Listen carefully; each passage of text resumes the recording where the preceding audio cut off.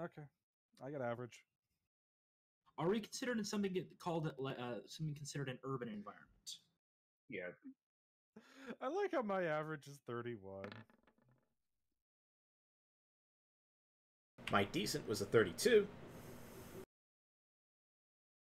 Yeah, again, I don't have anything that boosts my initiative other than just a little bit of. Okay, my dex has gone up significantly, so I've actually been rolling a lot lower recently. Okay, I'm actually I should be at a +7. I've been fucking this up forever. Hey, hey.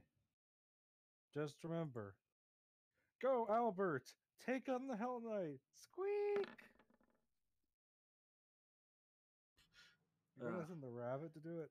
Mwahaha! You don't want to know what that rabbit can do. Mostly because it can turn invisible.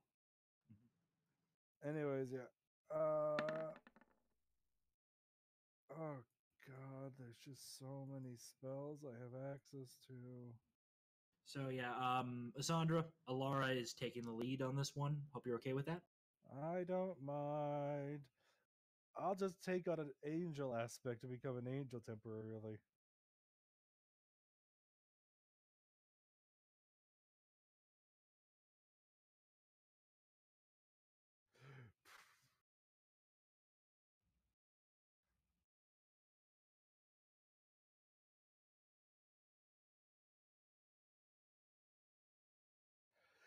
Hmm.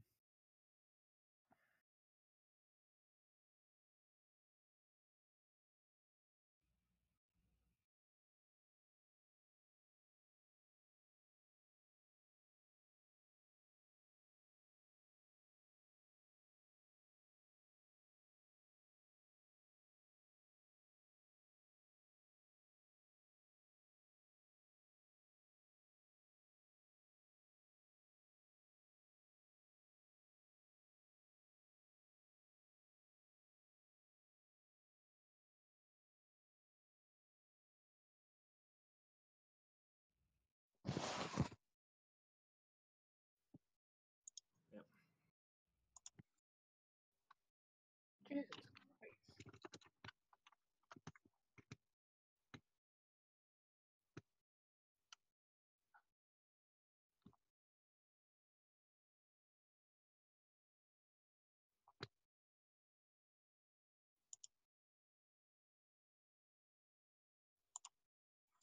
I I I I don't think they have good odds.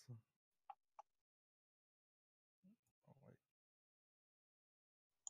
31.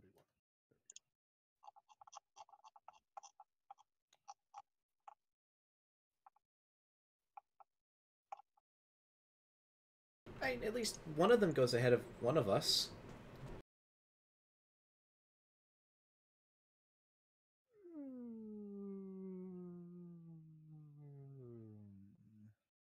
Okay. I guess this is gonna be a fucked up battle. Go ahead. Okay. Deadly aiming and rapid shotting Winchester. So first is just to confirm.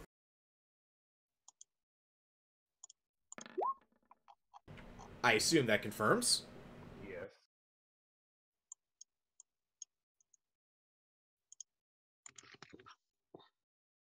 Let's correct that. That's supposed to be D10, not D110.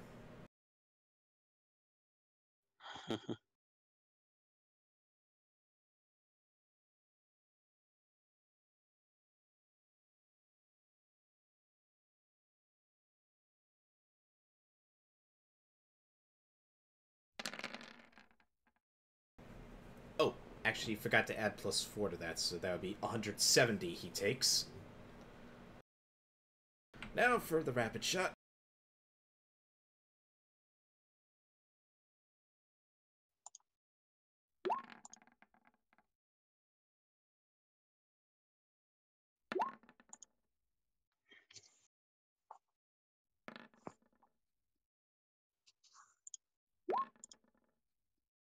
Does the 29 hit his Nope. touch AC? So he takes all those. Okay, I forgot touch AC, yeah.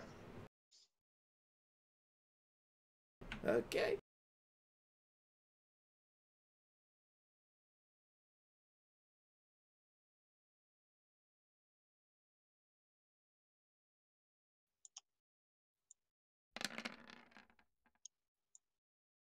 Give me a second. So he takes a grand total of 340 damage. How does Mr. Winchester? How does Mr. Winchester look?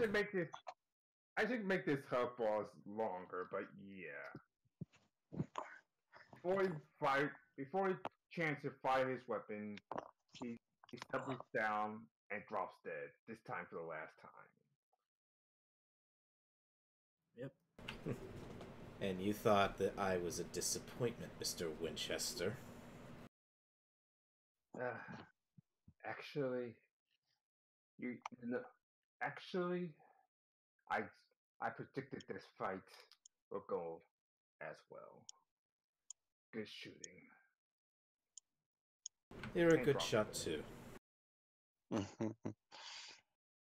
Just not good enough. At least wait until after he's dead before you say that.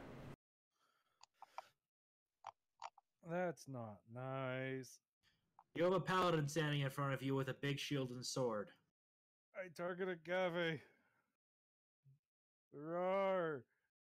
Bang. Okay. He has to make a will save for all of his magic items. Which is obviously going to be 2 because, well, actually 3 now. Oh my god, he has a secret magic item! I literally mean all magic items on him. Obviously, it's going to be 2 because of the Yep. Don't worry, Ty. Just make the save. Right. Let's see. What is the DC for that? Oh yeah, it's.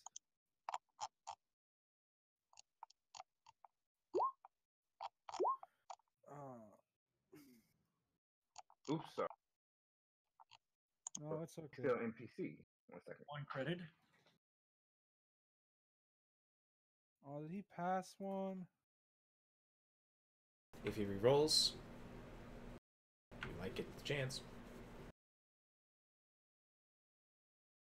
Oh. Let's see. And I'm also having to fix all my saves now because they're all higher. 1 credit. Okay. The other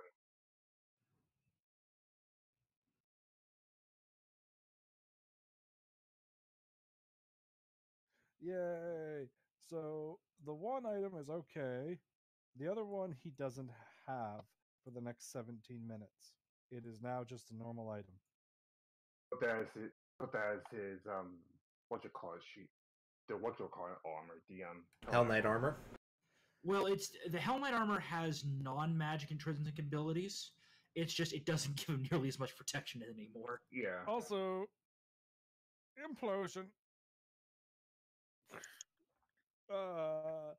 Yeah, he has to make a fort save.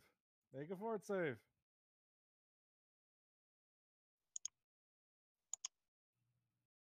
That's not good. That's not good.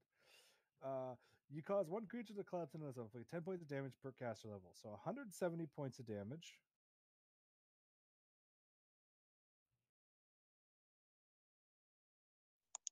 So he just takes 170. He's still alive somehow. He's just got the ultimate wedgie from his armor, I'm guessing. Yeah, pretty much. To be fair, it's going to keep happening for the next 8 rounds. So he's going to take that. Ooh. Oh. Mmm. Yeah. When it's your turn now. Yeah. He's literally imploding in on himself. Hold on, I'm double checking something with Vikram. Do I have But fast hey, stealth? Ty, here's the good news. He can, on his turn, as one of his actions, spend a fort save to try and negate it again. But if he fails, he takes the 170. So, he can speed up the process. I believe I can do stealth as part of a move action, if I remember right.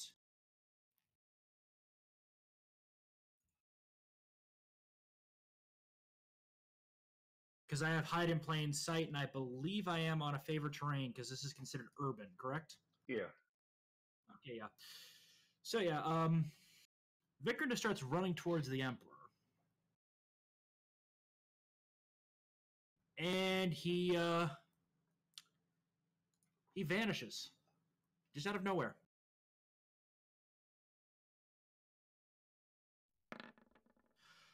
62 to notice Vikrin is now standing next to the Emperor.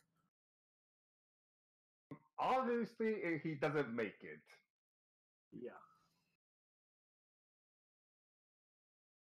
So basically going to attack out of the blue, him not even noticing Vikrin appeared there. And this is where we get into bullshit. I will be, what was the, what is it? I can't remember what the exact term is for it, but, I think it's cleave, or no, power attack. I'm going to power attack this. So that means I'm going to lose 4, but he's a human, so I gain 2.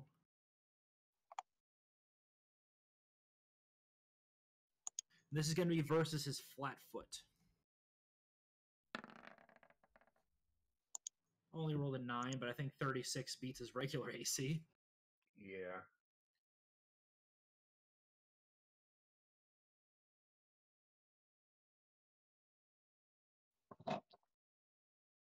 I'm just typing in all the numbers. So 8 to 8 plus.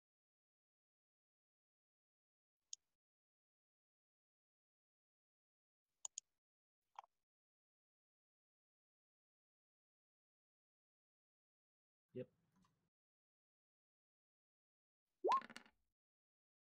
He only takes 21 damage from, but that's a single sword swipe. So. All right. Yeah, and now Vikrin is next to him. Is blood, and you can see blood dripping off his blade before the pain strikes. So he can't. So he still can't see him, even though. No, Vikrin is seen now. It's just this was so Okay. Vikrin could get a stealth attack in. Okay. I guess. So out of nowhere, Vikrin just slices. Vikrin standing off to his flank, and blood is dripping off the blade. And then spray of blood. All right. So Rimi's go.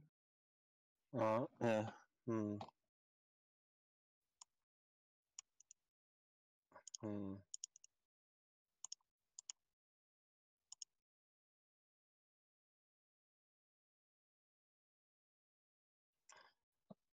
I cost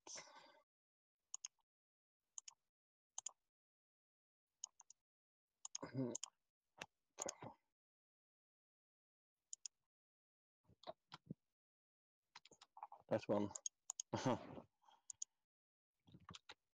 Dirge of Victorious Knights. Haven't heard of this one before. Let me actually look that up. Give me a second. Jimpin 666 said D20PFSRD.com. Level 6 Bard. Effects line 120 feet, 10 feet wide by forming this opera. You call forth spectral illusions of mounted knights to trample your foes under their hooves of their glorious steeds. Yeah. Dealing 1d6 points of damage per caster level, maximum 20d6. All creatures in their path, half damage is cold, while half results in direct. So where are you targeting this? Are you actually having it run down the... Oh! Wait, he's already dead. Oh, it's not him. Ah, got it.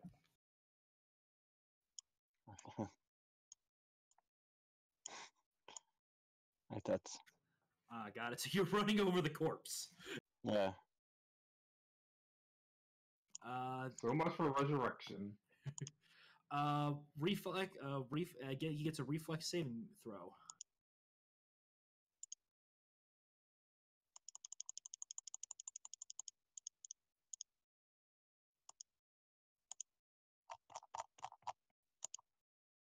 He might have actually made it for half damage. 1d6. Per level. What was that? Well, your caster level is 17 because you're 17th level sorceress and bard. Not- So you'd be. Did we level up? Yes, we did level up. Okay, I didn't know. We did level up. So, So he takes what, about 30 damage? He takes 29 damage. Yeah. Yep. Half of it being cold. Ooh.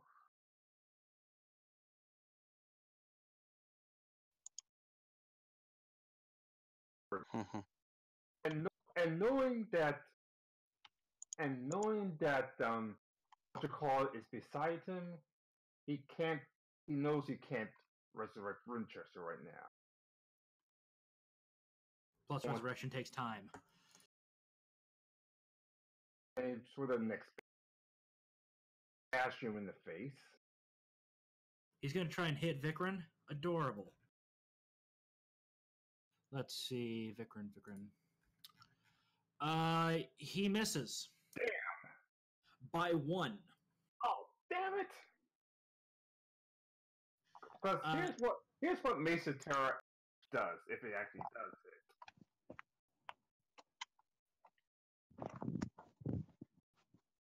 Yeah, because I on get command, the weirdest on command. This +2 heavy mace causes the wielder's codes and appearance to transform into a illusion of the darkest horror, just as the creature's leaving, and therefore Cone becomes panic and fear will save these ideas. Those who fail to save takes a -2 negative penalty on all saving throws. They flee from the wielder. The wielder may use this ability 3 times a day. So guess what he's using now? We have to run now. just barely. The only reason I didn't get hit by that is because Vikrin gets a +1 to AC versus favored enemy, favored defense. Yeah. He barely missed. Barely. Yeah. Else, As a free action, caw, motherfucker! Really? Yes, it's what she does. It's her specialty. Let me double check something with the Hawk.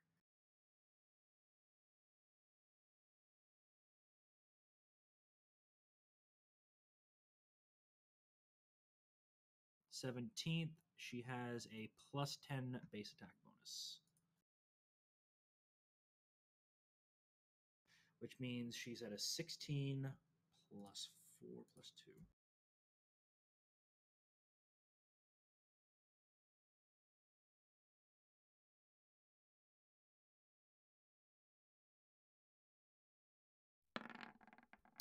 Yep, the mace is now being carried away by the Hawk.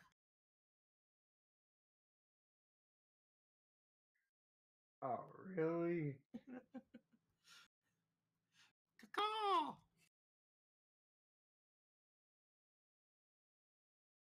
Ah, boy. Well, It's a disarming hawk. It's what it does. Hawks do not do a lot of damage, so you make them disarm birds. well, I have no choice but to use my magic then. Can't use it now. He swung at me. I know. Lara is going to charge for great victory. For great justice. And she is going to do her ever so famous shield bash.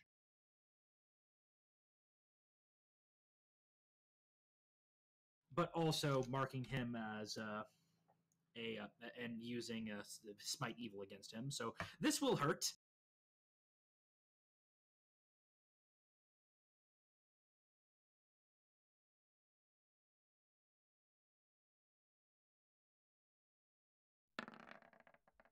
$37 versus his AC. Just miss. He has an AC above 37? Wow. Well, 38 because remember he's pretty much a chink at this point. Wait, didn't we delete his armor's abilities? Oh, yeah, that's right. So So reduce the magic. Yeah, so it hits them. Does that 37 beat his CMD? That's the important question as well. Okay. How much does it beat it by? About 5. Well, actually, okay. 7. He's just been shoved back 10 feet.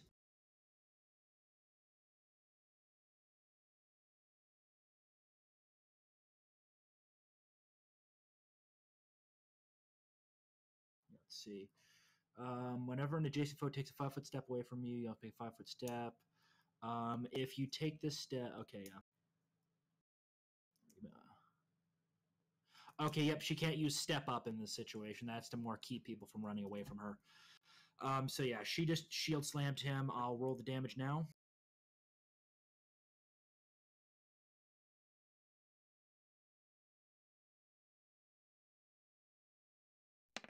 He shall take 19 damage from that shield bash as he feels the holy light searing him. Ouch.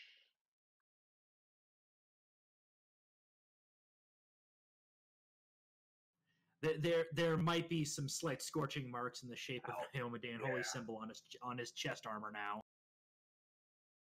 Alora gives him a smirk. Winchester's still dead. Agave's turn. She takes one look at Laura and says, "You should have protected your boyfriend."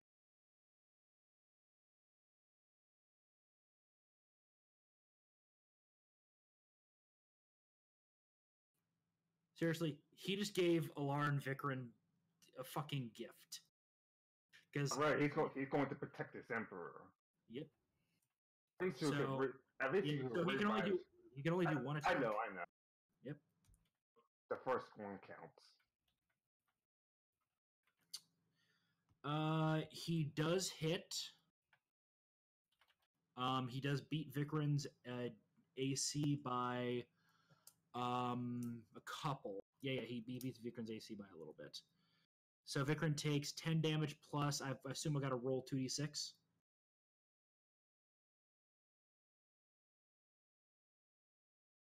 So Vikran takes 18 damage. Unhappy camper, but he seems relatively okay. So it's your turn. Saloon shall move up 1 square. Point to the Emperor. Well, aim the rifle at the Emperor. Sic semper tyrannis.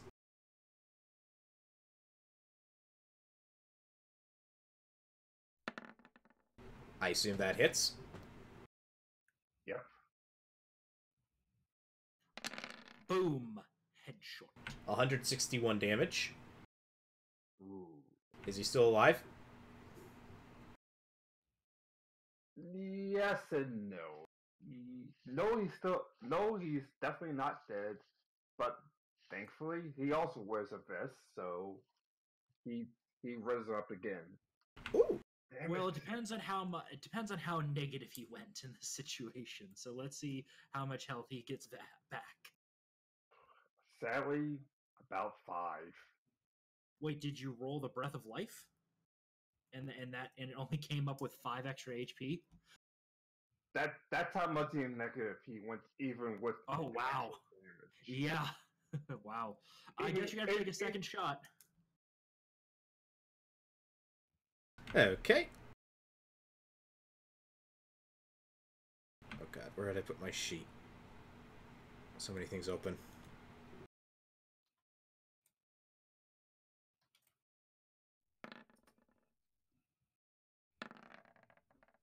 Yeah, that's Oh, definitely wait, hang on.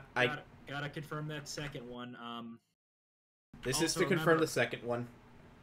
Yeah. Also, a heads up. You may want to just roll that first damage, that first one's attack, because you said he doesn't have much HP left after that headshot. So you may want to redirect your targets at. Okay. All right.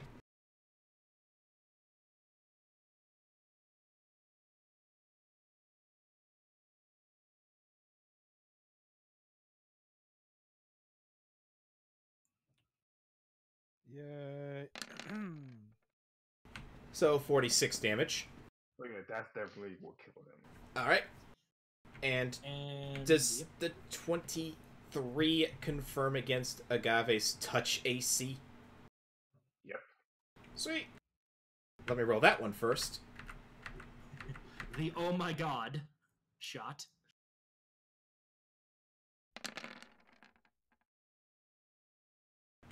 Alright, an additional 174 damage to Agave, and then one more hit. So, a total of 213 damage. Yeah, that's enough to kill him for good. And his armor's abilities are off right now, so there's no res. Yeah, no. So yeah, there's no res this time. As Agarvi stumbles back, clutching into his sword, the sword grows faint before it no longer becomes a holy sword. As Agarvi slips and falls, the Emperor stumbles back to his throne and sits. He screams one last time, "Long live me!" and then stumbles to his and then stumbles and dies. So yeah, that was over. Well, Does this guy have a crown on his head? Yeah, a makeshift crown. Even though the emperors of Wufu don't wear crowns, but he's arrogant as well. So historically, they don't wear crowns. No. What do they wear? Is it just a certain type of clothing? Is there something that specifically the emperor wears? I'm looking for that. Does actually the sash he wears is pretty much this. It's pretty much the emperor's satchel. Is it a sash that has been passed down, or is it made for each individual emperor? Its sash has been passed down. Okay, I'm going even though sash is passed down, and every time a new emperor has been crowned, it shows a name on it. So his name has been added to it. Yeah. Can't easily remove the name because it's been hastily put on, but yeah. Well, I'm removing that, even if it's going to damage the sash. I think the true emperor wouldn't mind that. He can get it repaired. Yeah. So I'm cutting that section out with the bloody sword that I used on him. And then I guess we're going to walk, and then, well, we've got a temple to desecrate. Before we do that... Before you desecrate the temple, you have the revolver that Winchester's using, the first ever double-barrel shotgun, with... Oh, God. Oh, God, no. Wait, with this. Yep, he has... Oops. Sorry. Yeah, he has Dragon's Breath rounds. Nice. Oh, Lord. Oh, Lord, no. Saloon is likey. And like I said, along with the base terror, the upper half for rings, like I said, two of the rings you already know, Ring of Fire and Ring of and Anti-Geese is the other two. Of course, Agave has his Hellknight armor, which of course is useless for the next. Is it still imploding? Huh? Would it still be imploding? Him that's imploding. Oh, it's him that's imploding. Oh. So there's a pulpy mass inside of the armor. And we can hose it out. Okay. If the fight were going any longer, somewhere this would happen.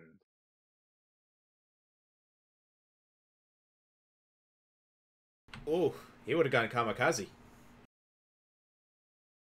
Yep. Is that a reflex or will save? Oh, it's a fort save. Yeah. I actually probably had a good chance of saving against that.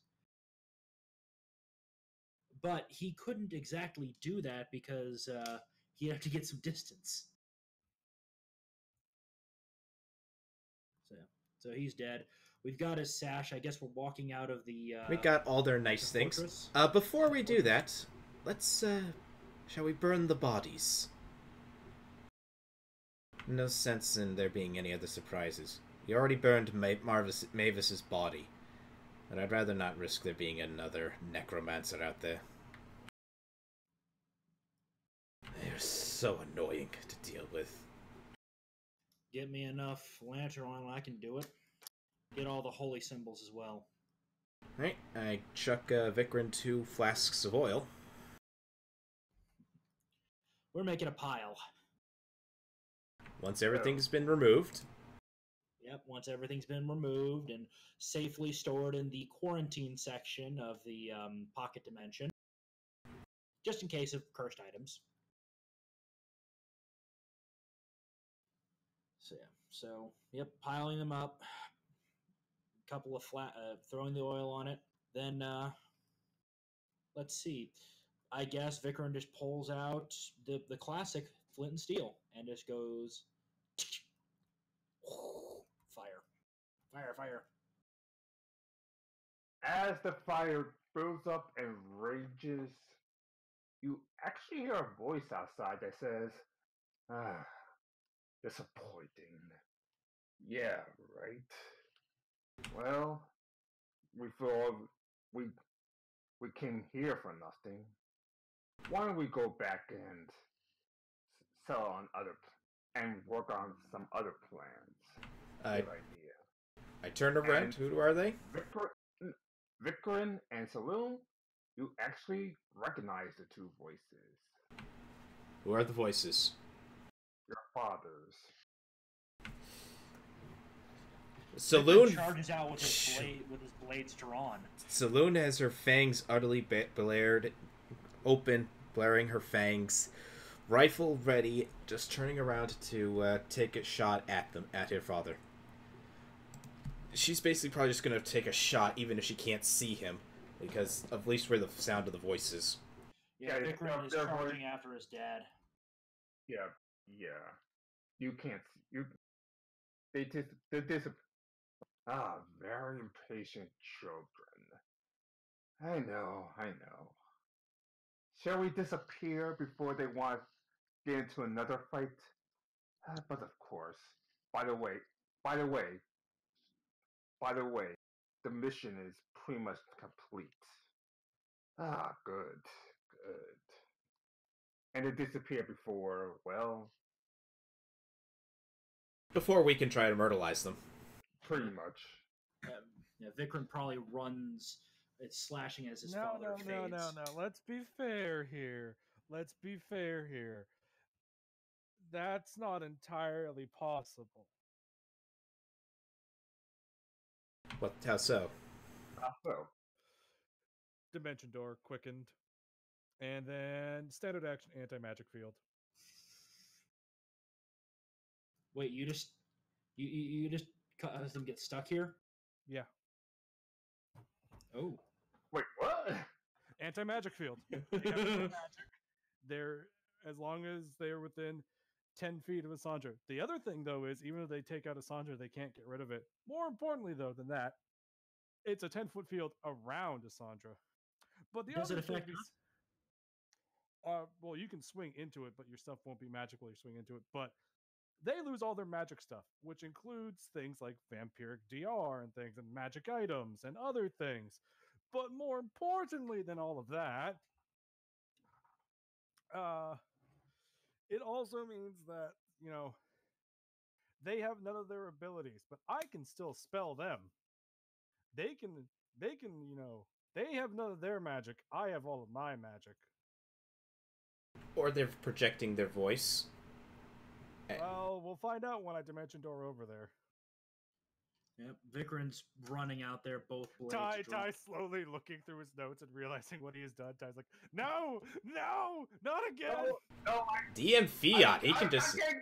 I'm getting used to playing this by now, so I always figure out a way out. DM Also, Fiat, he could just say... Technicality, also DM anti-magic Fiat. fields do not affect supernatural abilities, so if a god is directly involved in this, they can still be pulled away safely. Yeah. You can't anti-magic field a god. Like I say, DM Fiat, they could just be like outside of the range and they get away before Zandra's able to get it off. Or they just had like astral projections. Simply because they figured we'd try and charge them. Exactly. Yeah.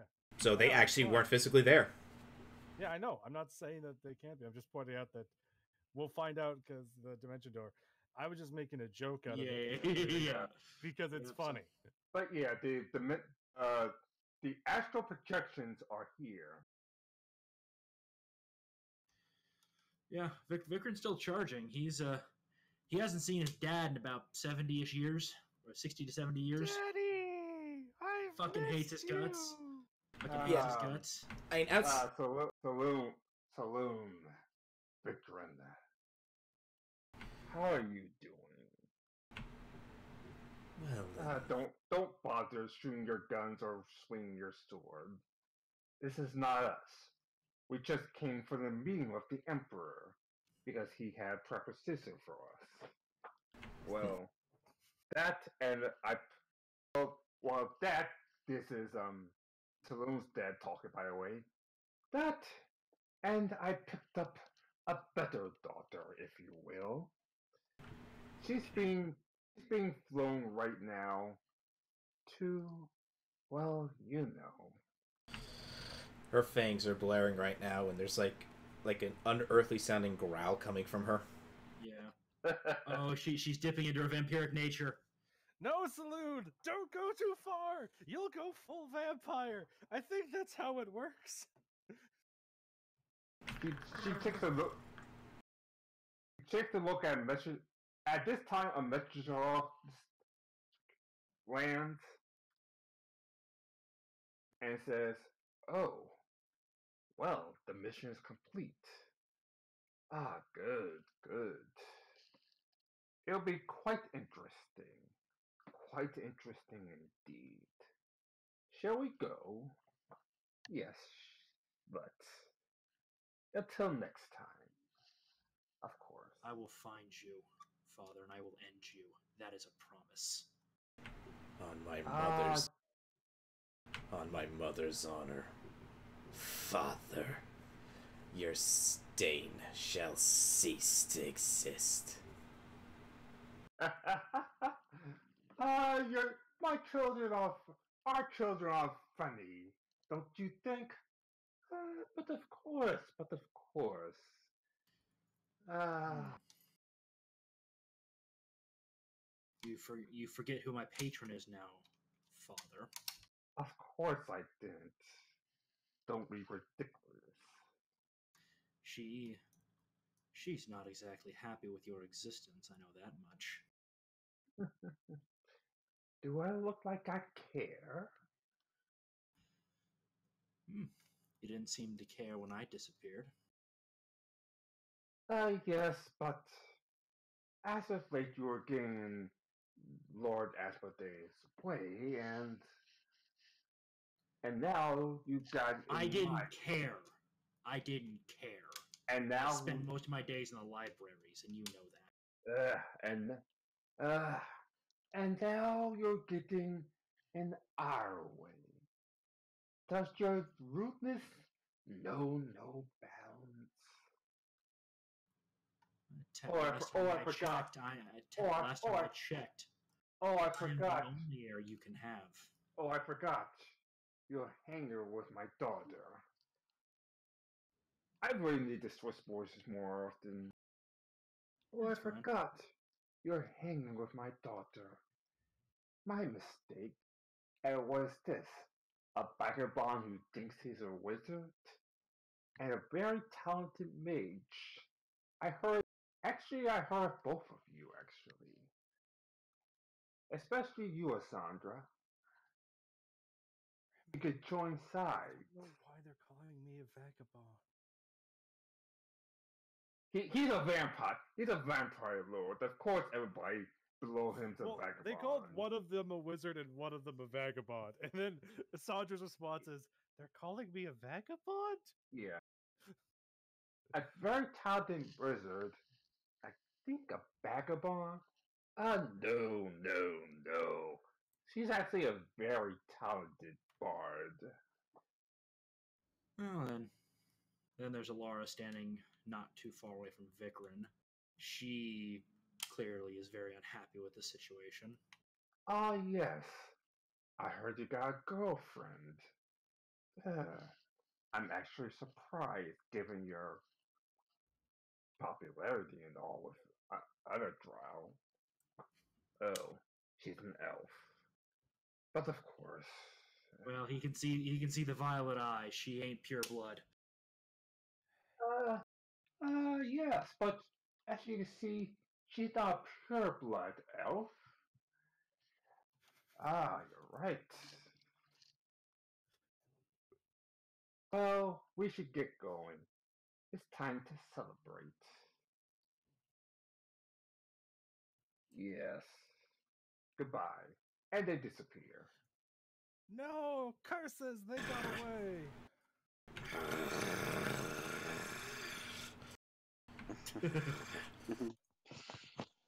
Vikrin is cursing in Undercommon. Right now, Saloon is just like trying to do deep breaths. I'm sorry you had to see that. Especially you, Ilada. Vampires don't piss me off. Whatever he is, and she points to where Vikrin's father does. I am going to I am going to take my father's skull and turn it into a frigging goblet for use of holy waters. That's the only good punishment I can think. Let him always be used as a vessel for holy water. Damned dead creature. Think straight around him. At this point, Archie teleports in. Did you see Did you see? I know you were with it, but did you see a vampire around here? An astral projection of one. Oh, this isn't good. They mentioned Not only that, but a chosen of Osmodius. Didn't you kill them already? No, this one is much more established. One that I have a personal hatred for. Ah, I see. It's because they're his daddy. I'm sorry. Please do not refer to him. I refer to the term father because it's the only technical term. My actual father is currently sitting in a quiet temple, probably praying to Desna if I'm getting the daylight time conversion correct. I think it's night over there. Well, I'm sorry. Well, at this point, watch starts, going off like, sorry? What's going on? You have to see me? Alright, I'll come to the tower. Ah, sorry, I gotta go. Sally's in a panic for some reason. See you later. And tells we're off. Well, we have to get this to the proper emperor in Balor. Vikram's holding up the sash that's damaged with the name of the previous emperor cut off of it. we also have that shrine in there to destroy. We already burned the holy symbols. I feel like burning more things, though. Let's just bury it. Zandra. Let's... Before we do that, let's kind of take stock. There might be, important, useful stuff in there, like, other things. Good point. Good point. Oh. Aww. Once we loot this place, you can go free and bury this city as deep as you wish. This fortress, yep. The fortress, yes.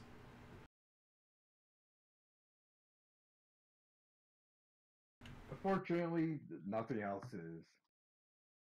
Nothing else is around, other than a letter that's already been passed along that says to I guess the Kill family and the how do you pronounce Saloon's last name? Safina? And the Selena family. Safina. Safina family. Please come right away to the Wufu Empire. We have business to discuss as far as taking over Asmodeus. Yep. It'd be it would be his title would be First Lord Kilth. We all worship Asmodeus down here. Well, I love the fact that I'm hearing the sounds of you playing with your airsoft guns there. I can imagine those are the sounds that are coming from Saloon. yeah, I'm just trying to break in the action a little bit. It's still a little sticky. Just imagine So, this. I imagine that pretty much testing out the Dragon's Breath rounds to make sure they actually work, which they do, and test out the newly acquired shotgun. Yep. If you have Alchemist, at least Craft Alchemy 1, you can craft those rounds. I do. I have I have 6 ranks in craft alchemy, so plus 14 to it. Well, currently he has 20 rounds right now. Nice.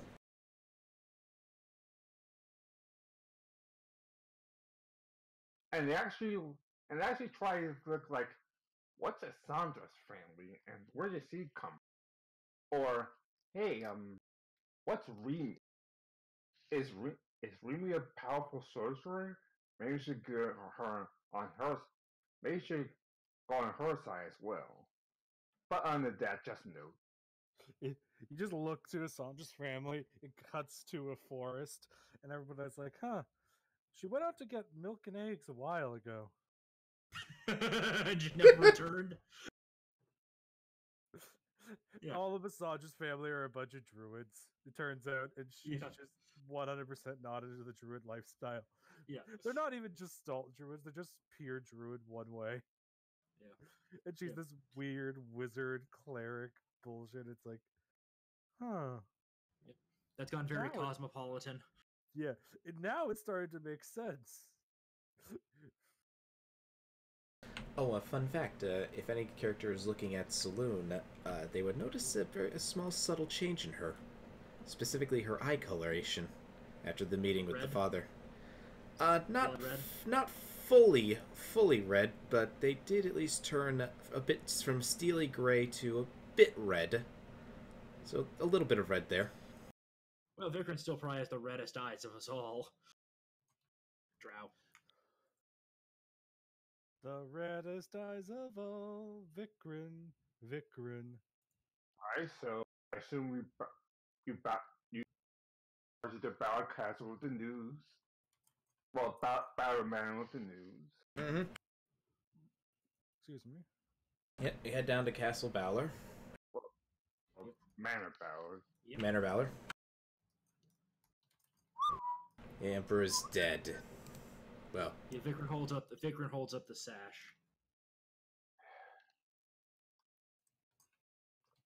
I thank you. Yes, I know this had to be done, but it's still my son. I shall mourn him, even though he made a very bad choice in life. We could reincarnate him. No. No. He was allied with my father. No. I don't know. The image of an Asmodean worshipping. I don't know. He made his choice. I don't know. The image of an Asmodean worshipping chipmunk is kind of amusing. I mean, I can't really do that, but I could polymorph him.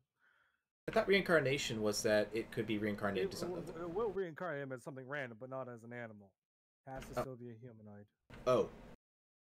Never mind then. But yeah, we could reincarnate him as, A halfling. Yeah, halfling. Ooh, as a gnome. The perfect football for dwarves. Well, you guys have that option. I'm not going to stop you if you want to reincarnate him. That should be the. It should be. We'll roll the table and see what happens. It should be the father's decision as to whether that should happen or not. We could reincarnate him as a halfling. Then I could polymorph him into a gnome or something else. Do whatever you want with him. As far as I was just saying, like, you could raise him to do better by having him be a bird that has to live inside the palace walls. put a ring of longevity on him so he doesn't, and a ring of sustenance so he can't, kill himself by starving. And so he has to just stay there as a bird until he learns his lesson. No, I don't have many. I don't have an heir. Well, I mean, we can fix that as well. Saloon will start working using her skills to try and create some Viagra. Let's all go make some Viagra for the Emperor. Vikram and Alara are kind of quietly chatting to each other in undercommon about the whole situation, what to do next. At this point, Sally walks in, and she has actually sad news. But before I begin, Alara notices something. Ooh, what do I notice? I said no. Alara notices something. Darn it. Okay, she's not very perceptive, but sure. No, because it's very easy to perceive. Sally technically isn't evil anymore. Scanning. High alert. Paladin going on high alert. Does not compute. Does not compute.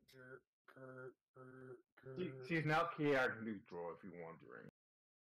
Oh, so she's still a succubus, just she's choosing a different path. Yeah, she's still like within the limits of what I think a succubi could be. There are ways to go a little beyond that, but it's kind of... Yeah, like as far as I know, like by default they're considered chaotic evil, but they can move up one alignment or one to the left. It's at least assuming I understand it right. Move along on a linear line, left or up, but to then go, so if you can become a lawful evil one or a chaotic good one, to then become neutral good or lawful neutral takes a bit more. That would be interesting to see a chaotic good succubi. That would certainly put Alara's head on a swivel of like, okay, they gotta be faking it. There's no way.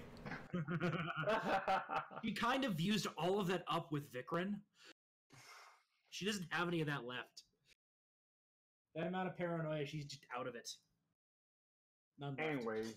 Anyway, she walks in and takes a seat and like, the king is dead. What? Killed by 2 assassins. What weapons did they use? What of the princess? She and Alara are still alive, but barely. But she's going to recover, as well as the captain of the guard. Again, what weapons did they use? Did they use gladiuses and hand crossbow? Yes.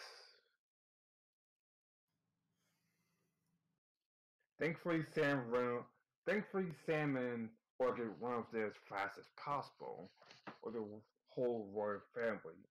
Probably the only reason why the princess survived was because of my training. She knows those fighting techniques. And as an ex-Admiral's follower, as well as being trained by Tazak, I assume that's why Alara is still alive as well. I think it's Alona. Oh no! Sorry. Yeah, Alona. Yeah. Well, didn't she go with Vikran, Alara, and the princess to Vikran's hometown for a while? Yeah, exactly. She could have picked up some of the stuff from Vikram as well, sparring and things like that, especially with the princess. Yeah. So she picked it up from like 8 different locations, but hey, she got enough. Yeah. Yeah. And the fact that there was Sam there. Yeah, that and Sam was there, along with Orchid. Sam flipped the switch. One of the assassins probably was consumed by him. No, they got away before Sam and Orchid run in to finish him off. So it was an in and out operation. Yeah. So their target was the Ward family, as well as the betrayer of the Asmodean cult. But as soon as the alarm sounded, Sam and Orchid ran there as fast as possible. We need to get back there quick. We do. hold on to me. Okay. Saloon holds on to Sally. Yep. Super teleport time.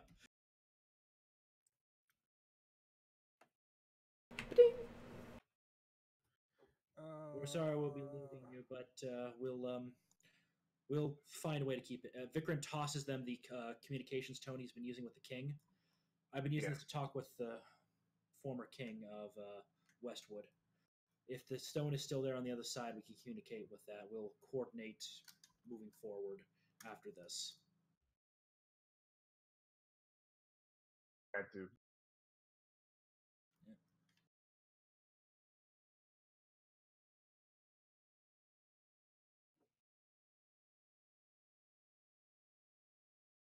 The throne room.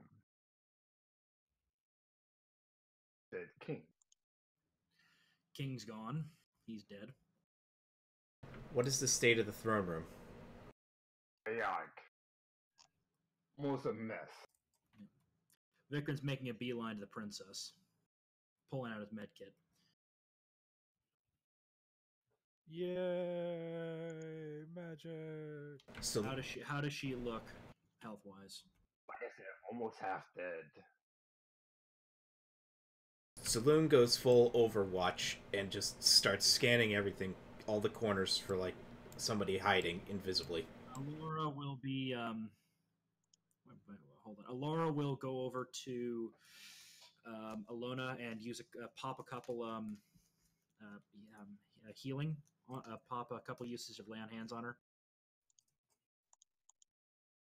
Let's see. I think it's half her paladin level. She's a 12th level paladin now, so that's 66. But first, Vikram's got to roll his heal check. So let's see. Heal. The tiger goes at Vikram until it recognizes who he is. Oh, he's not wearing his mask.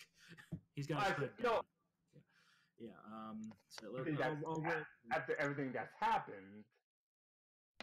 Okay. What's happening until Alona gets 39 HP back from Alara. That probably at least patches up mostly, and Vikram will give. Let me double check what my favorite my healing does. Here we go. Let's see. It's Nature's Healing, and where in the hell are you, you piece of crap? Here it is. Treat deadly wounds. For 3, I have 5d6 plus 5.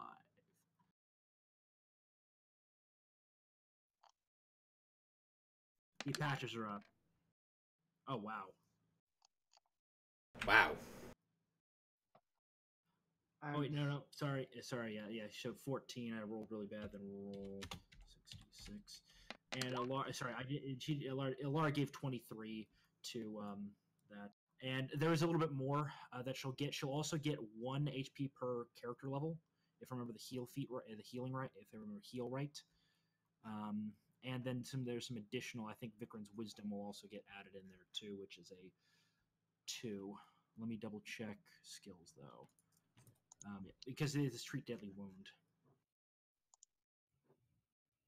Heal. There you are. And here we go. Treat deadly wounds. Yep, one hit point per level of character. If it exceeds by 5 or more, add your wisdom modifier. Yep, there we go.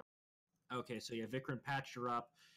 If she's like a 5th level character, she'd get 19 plus an additional 2. So she'd 20. She'd get 21, and 23 goes to Alona. Alara will continue patching other people up around with her heal. Sally's also trying to do a heal check as fast as possible, being reflected. Yep. And does Saloon see anything? Anyone hiding with a 39 perception check? No. Okay. When she's convinced that it's clean, she's going to cast Cure. How exactly does that spell work? Cure Mass. And I have so many freaking tabs open. Cure Mass Wound? Yeah, Cure Mass Light Wounds or something. I'm trying to find it specifically.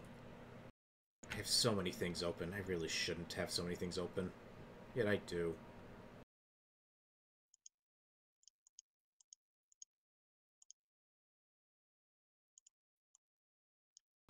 this would be... Oh, actually, it's this way. So...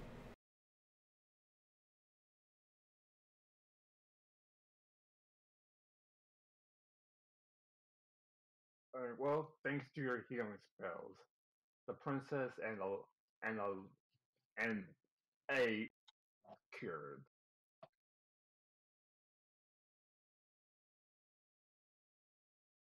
I'm sorry. I tried. Sorry, Orchid says, "I'm sorry. We tried to get him as fast as we could." Okay, so everyone there who was being healed in that group, it gets an additional 27 health back. Oh, you also patch Vikram up to 100%, and Alara. So I forgot they actually got hit during the fight. Yeah. What was it? Akiri, that's all allies. It's not not a maximum number. Just everyone within a certain range. Yep. So yeah, the bleeding wounds Vikram had are now patched up, and Alara had a little bit of leftover wounds. Or like the paper cut you got from Agave? I'm thinking more of like a nasty cut while you're cooking. Okay.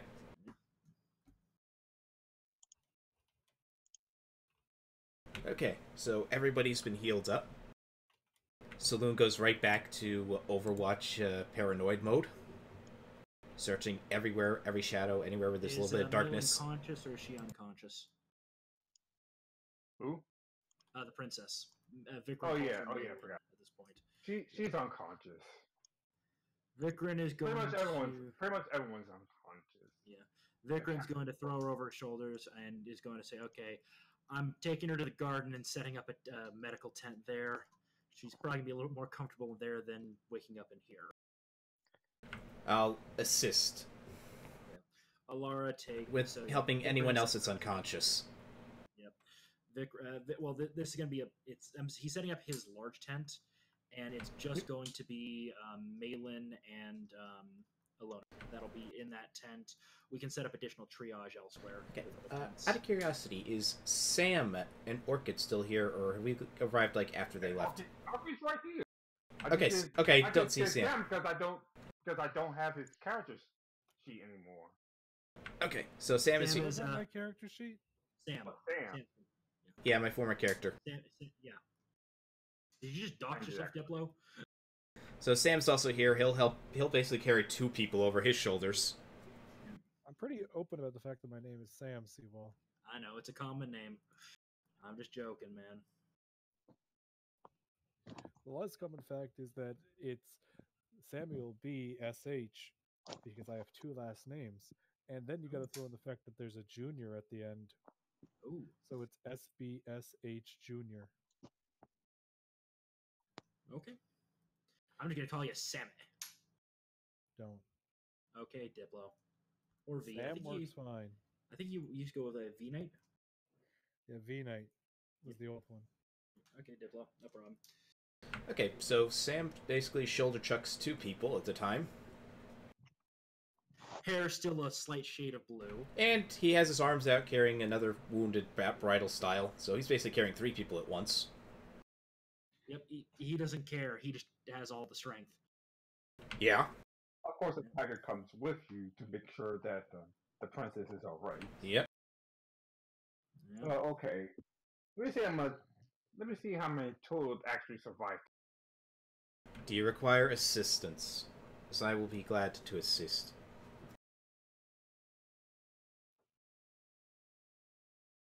Survived, but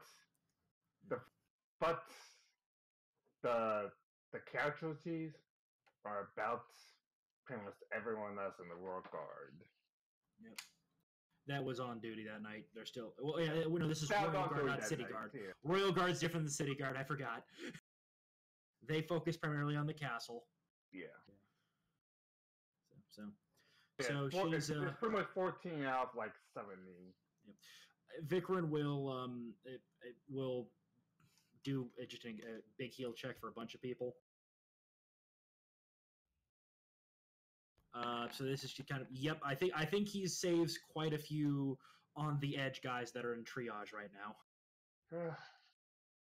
Yeah, so Lynn will just cast mass healing again. Yep. So everyone around her gets a nice heal. Well, it's a combination of just Vikran's patching people up, doing what he can.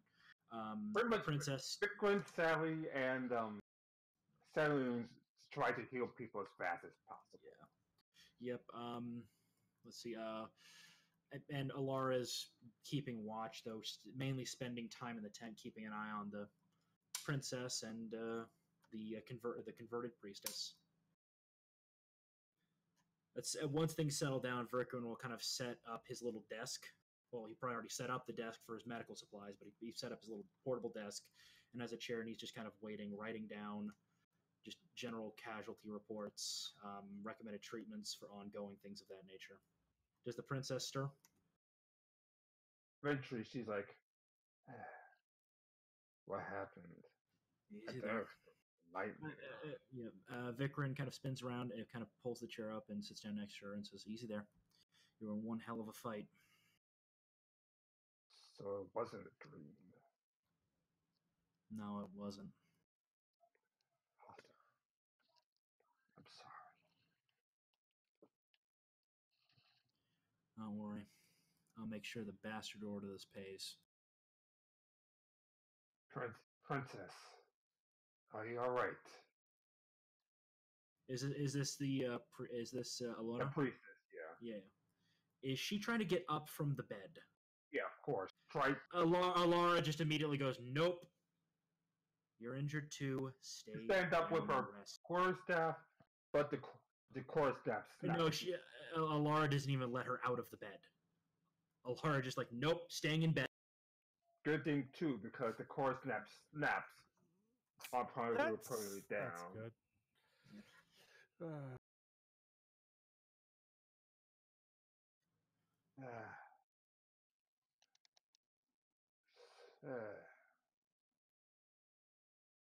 I seen them. They're like night and day. Compared to us, we were a joke. You were fighting master assassins from House Kilth. I think the only thing that kept you alive was the training I gave you. You knew at least some of their techniques. Good thing too.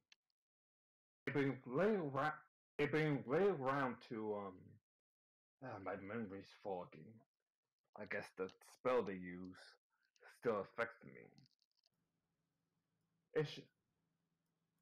Vikram looks over to Alara and asks her to go get Asandra using Undercom and mentioning that they were affected by some sort of mind-altering spell. Asandra, if you're still floating around, Alara comes up to you.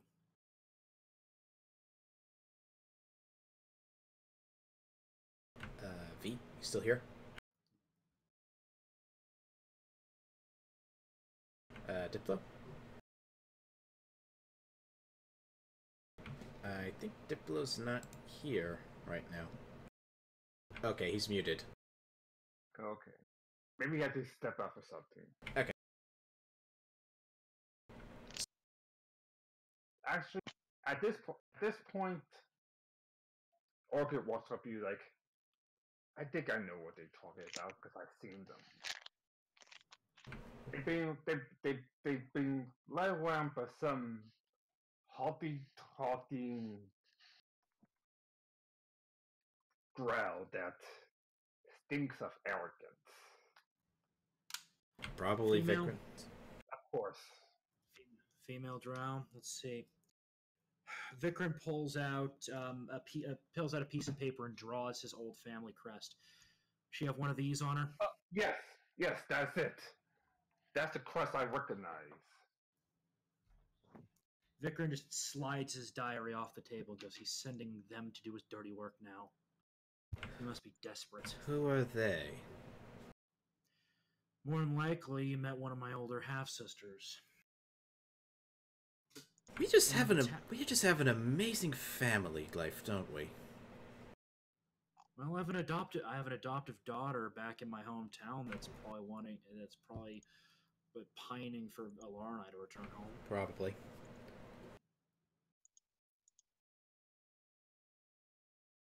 Then we all have screwed up families, don't we? When do you think one of the reasons why I ran and converted to to being a Destin? Less insane bullshit. I didn't have the stomach for what was needed to rule that city. And my sisters, they both have the stomach for it, but they don't have the right. Only the eldest male can inherit. And that would be you, wouldn't it? I'm also the only one he can have. I'm not going into more details as to why. We all have our own demons to deal with. Though, I suppose some a little more literal than others. Ooh, if I could invade the Nine Hells and take out that bastard of a devil, I would. I don't care what kind of chaos it would cause in the underworld. I'm fine with it. Yes. Well, I think everything's well at hand. We should go home before the baby wakes up. You know. Yeah. God, that baby's gonna be fucking terrifying. Barbarian with a katana. Yep. Slice and fucking dice, motherfucker. A samurai barbarian with a katana. Yep. And if this were AD&D, he'd probably be dipping into the elf and dwarf class. Oh, damn. Yeah, that was a thing in AD&D. There was a class called dwarf and a class called elf. That's scary. I mean, if I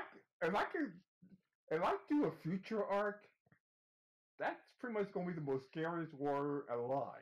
Oh, you mean descendants of our characters? Yeah.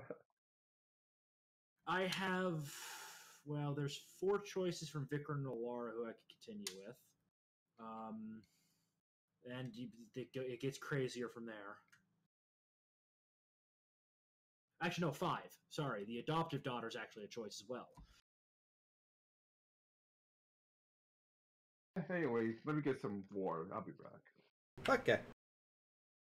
I have no idea who would continue on from Saloon, because her plan is not to have children, because she does not want to continue on the vampirism stuff.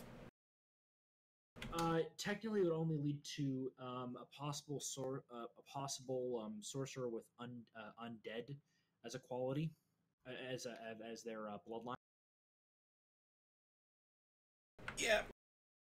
She would not want to continue on the vampirism stuff from her father, because she would not want to subject any children of hers to such a fate that she had to deal with. And not to say that it will never happen, but she personally would not want to have children, but it might happen. Yep. Lauren Vikram, if I remember my timelines right, will have 4 kids in the span of 20 years. Pretty quick for elves and quite a lot. Yeah, isn't it usually like one a century if they're really breeding? No. Elves in Pathfinder, they are old at like they're venerable at 250. They're middle-aged. I'd have to check the age charts again. Hold on.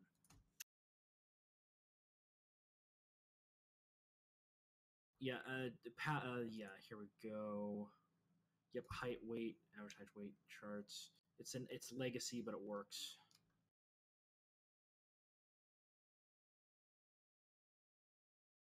Here we go. Yep, here are the official ones. We're looking for aging effects. Yeah, especially since Ty did agree that we can go with the age table for elves for my character. Yep. Yeah. Middle age is 170. Okay, sorry, I was off. So elves become adults at 110. They have, where is it? Elf. They have until 175 to be, adults. Then they hit middle age. Still can have kids, but yeah. So basically, they have about a 65-year period to have kids, and generally, I think elves probably have maybe 1 to 3 kids. in their lifespans. They might have one or two more after that, but once you hit old, that's basically no more kids. And that's 263. So my character theoretically has another 234 years to possibly have a kid.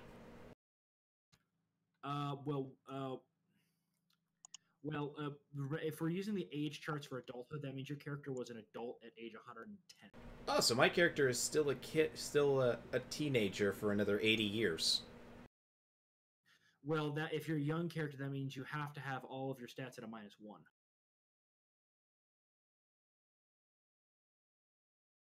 There are rules for young characters. Okay, then she's 110. Your 110 is minimum adulthood. Generally speaking, with a self-taught, that'd be a gunslinger. So you'd be between. You'd have to, if you want to do random starting age, you'd have to roll 66 and add that to 110. Well, she was not self-taught; she was taught. Self-taught is categories that include. Basically, it includes, even though it says "quote unquote" self-taught. It doesn't really matter how you learn it. It's just these are what they're considered for starting ages, for more random generation. So. All right. So I guess gotta retcon my character's age up quite a bit. Alara is 121 right now. She started at 119. All right, she's 115 years old now. It's just a little light, but yeah. So 100. So you're younger than Alara. Mm-hmm.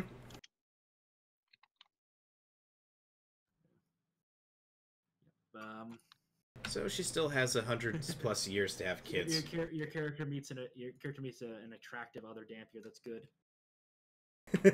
You feel your first heartbeat for your entire life.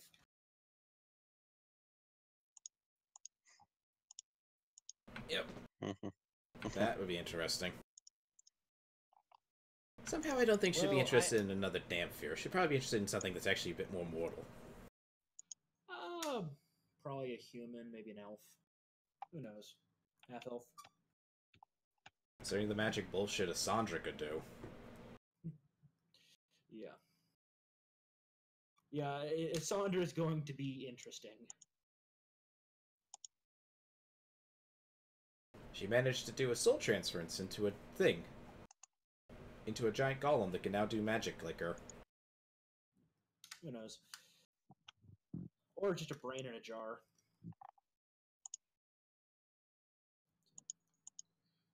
Let's see. Yep. So let's see. So Vikran is now on the warpath.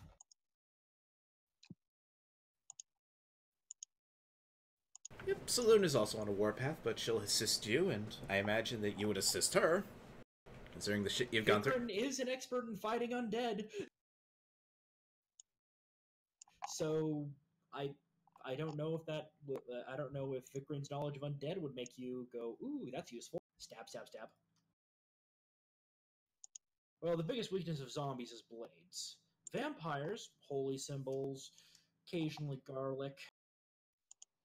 I'm gonna holy the fuck out of that double-barrel shotgun. It's gonna be... Just point blank your father with both barrels. Hey, Dad! Fuck you! Bang! Oh, she might decide, I'm just gonna saw off that handle, saw down the barrels a bit, turn that into like a handgun type weapon now. To a one-hander.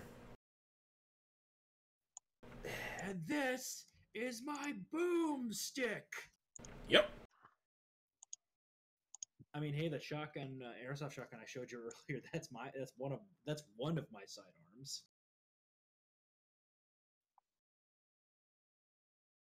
Though it's a little bit trickier to handle one-handed with the stock on it. Yeah, hence why Ash cut the stock off his. Well, I added the stock on to give it more stability. Generally, when I use it, I'm kind of clearing bushes and shit like that.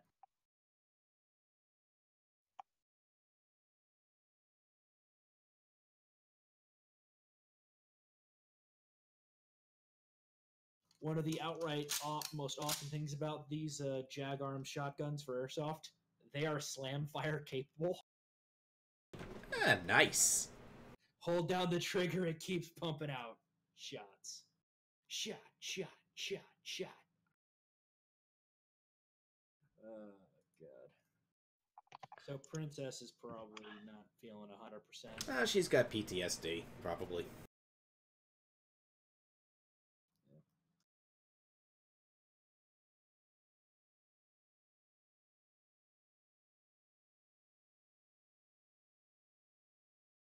Yeah. You know, She is old enough to take the throne, though. She is an adult. She's like, I think, the equivalent of like a 16-year-old at this point, which is just barely old enough to do this. And she did meet a nice boy in Vikran's hometown. He was somewhat worried when he found out who she was. Vikran set him straight, gave him the speech, if you get her pregnant and run, I will track your ass down. Yep. Yeah. Vikran is effectively her big brother at this point. Do not piss off Big Bro. Mm-hmm.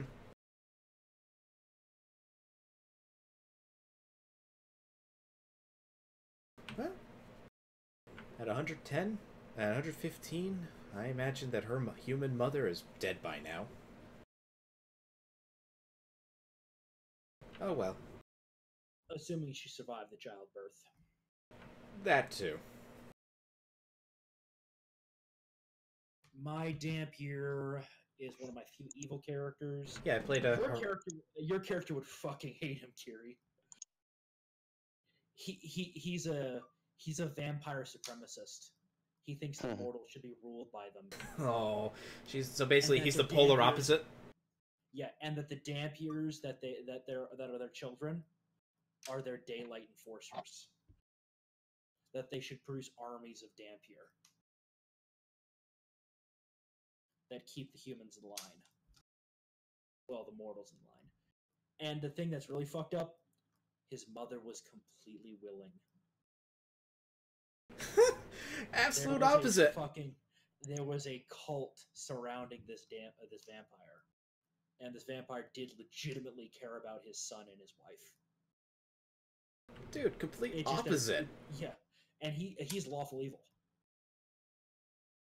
He's a kind of a ranger fighter hybrid, focusing mainly on use of basically he used a longsword that he got from his father because and the reason why he actually doubled down on these beliefs, they just had a small little kingdom in the corner of the world, and they were not actually causing any trouble. Because his father, though, had aspirations of doing that eventually, he was like, yeah, we have to build up and, get people used to the idea before we kick the door down. And then, a group of paladins came through and slayed his father, nearly slayed him. Mother sacrificed herself to protect him. And now he's on the warpath.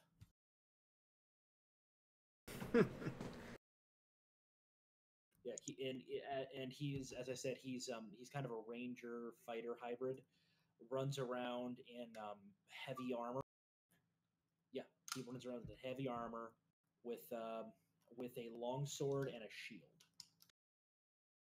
God, everything about your character is like basically the polar opposite of Saloon. Well, my character came up before yours, so you made a reverse copy of mine. I didn't know much of that. I didn't really know many of the specifics about your character. Well, look, I've got a lot of characters. Like, one of my backups that I was considering for this game, if I ever needed him, was Ichiro Saito. He is a magical samurai, specifically a magus that specializes in use of katana. And the scary thing about this one, even he would have levels in fight. He would be a fighter. He'd be a fighter, magus hybrid. And the magus would be a soul forger. He basically normally he's just a regular magus, but in this one I choose that path mainly because they just synergize so well. He uses his katana. He infuses it with lightning magic mainly, though there are other magics he can use as well. And yeah, as I said, he runs around slashing people with it and making really powerful magic items. That's what he does as a soul forger. His mother was seduced by a half-fiend. She died in the birth process, and Ichiro's grandfather, was a Ronin, a samurai, who protected his grandson as kind of a final wish of his daughter for him, and took him to a monastery of monks where he was raised. He started adventuring because his grandfather passed away. And he just thought it was time for him to, move on from the temple, though he promises one day to return. The monks taught him taught him the magical side of things. His grandfather taught him how to use the sword. He's a tiefling. Then I've got my tiefling bard, who just, uses a whip to cause all sorts of chaos. Don't worry, Remy, I'm not replacing you. Yeah, Remy's true variable.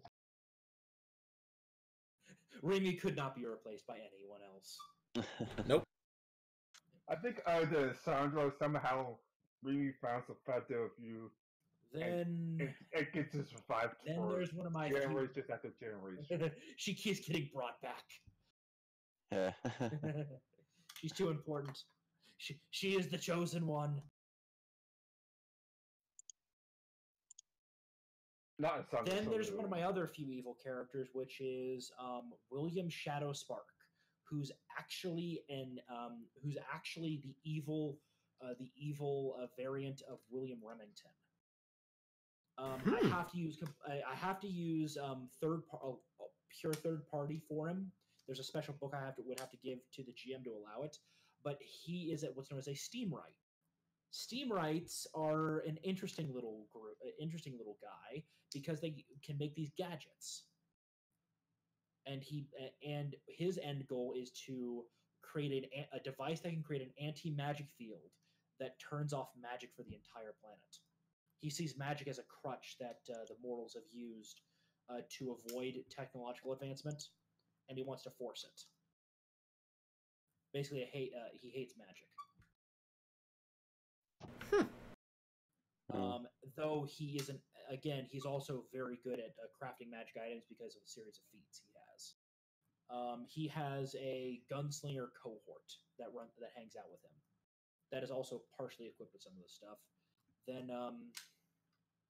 Then I got William Remington, my paladin gunslinger.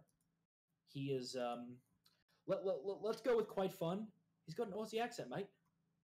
Runs around with his Martini Henry. Shows them uncivilized how to properly be civilized. He follows Abadar. Nice. It would have been weird to have your character and mine in the same party. That character and mine.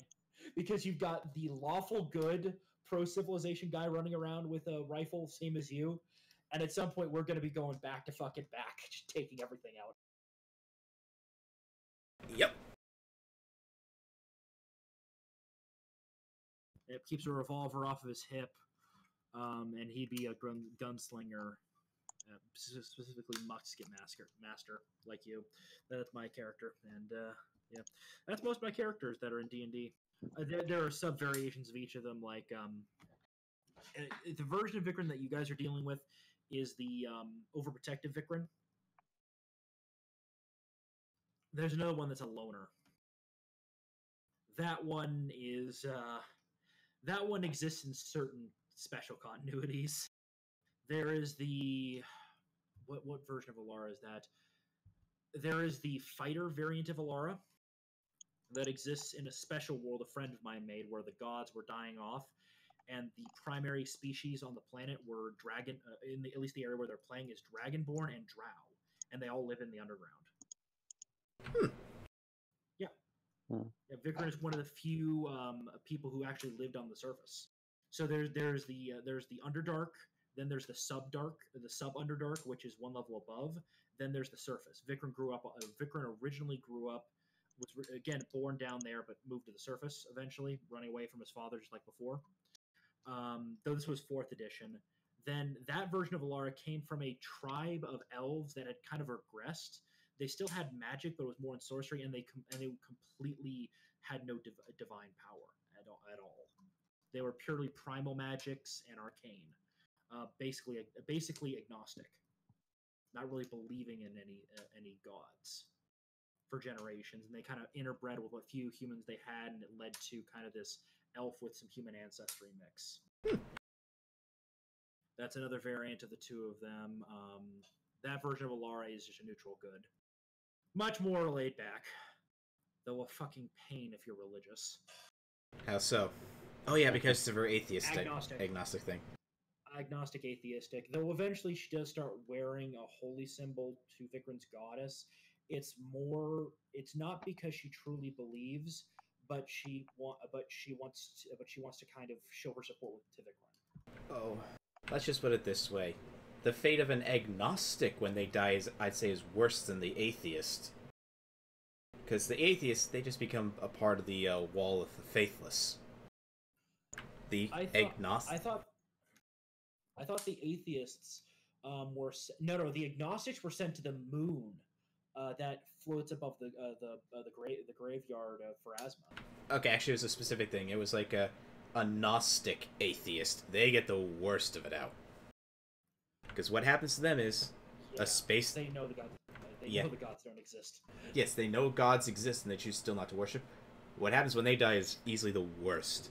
Because what happens is they go to the absolute bottom of the 9th layer of hell. And their soul is consumed over the centuries by the true form of Asmodeus. Of Asmodeus. Damn. There's a lot of stuff from D&D novels. I mean, there are the agnostics that, or there are the agnostic deists and the Gnostic deists, and there's like, I don't worship any particular god, but I totally believe they're there. Those ones are just, they kind of end up wherever their alignment is. Yep. But it's just the specific faithful can generally go to more specific areas within their god when they pass on to their god's domains. Or the afterlife, where the kind of the generic afterlife for that group. Like, I think Nirvana is the neutral good. Heaven is the lawful good. Abadar's domain is where the lawful neutrals go. Yep. The Boneyard is where the true neutrals stay, and they work for Pharasma mainly. Though some of the true neutral mages that follow the god of knowledge and magic, like Bokop, I think they go to his I think they go to his domain. The chaotic neutrals, it's hard to say where they end up. Some might have been to Valhalla or the Elysian Fields. The Elysian Fields are chaotic good. Okay. Yeah. What I'm more referring to is there is a that moon that floats above the boneyard, Pharasma's boneyard. Yeah, either that contains a god. That either contains the god of madness, or it is the god of madness. And it's said that when the end times happen, he will crash down into the boneyard after the last soul is judged to come for Pharasma. And no one knows what will happen when that occurs. Apparently not even Pharasma. And she's the goddess of fate. That's never a good sign. Or she does, and she's accepted it and keeps it a secret to prevent those. Probably more likely. To prevent others from messing with it. She has a love-hate relationship with the gods of luck, because the gods of luck have a hand in fate, and thus can technically violate it. Yep. Then there is then there is the 9 hells. Then there's I can't remember what it's called, but there's the abyss for chaotic evil. I can't remember what the neutral evils go to, but that's run by daemons, which are different than demons and devils. Lawful evils go to the 9 hells. Yep. Yeah, and the fact that, like I said, the Gnostic atheists, they go right to the bottom of the serpent's coil at in the 9th layer of hell, where Asmodeus actually resides. The Asmodeus you'd see, like, with the imagery and all that stuff, that's just an illusion he creates. And the fact that Asmodeus is not even his real name, because a devil's name, you can control them. Yep. Whereas a guy like Vikran is like, you know what, I'm going to overthrow his ass and let Lucifer get his old job back. presuming the gods of light are okay with that.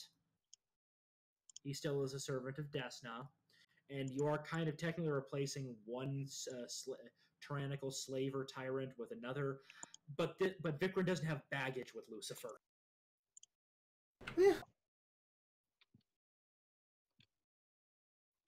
Yeah, I mean, the great irony is this. Abadar does not really care or have any real negative feelings towards dictators. A tyrant, there's problems, but a dictator, not really. As long as the trains run on time, he is okay with it. Yep. It's when they start going into cruelty for cruelty's sake, then that's kind of where he gets annoyed.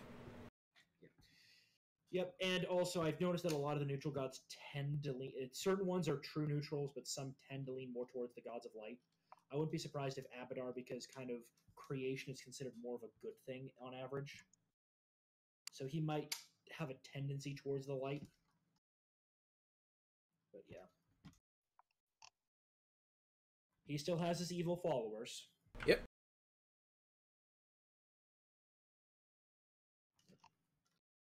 Yeah, again, I kind of like the idea that Saloon walks around with her dad's skull and is like, "Yes, we shall bless people." And then people see her pull out this goblet of a skull with fangs and go, "Well, what the fuck is that?" "Oh, it's the skull of my father. He was a vampire. Turned it into this to make him more useful." Yep. You're gonna get a lot of strange looks. Very much so.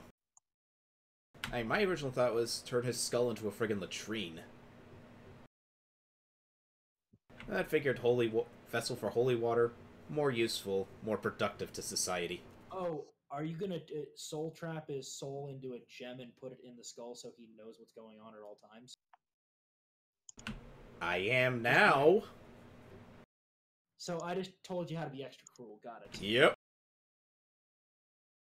Ty, am I evil for making her extra cruel? The DM doesn't say anything, so the answer is no. Vikram is just going to kill his dad. Yep. Then probably bury his corpse at one of the holiest destined sites he can find.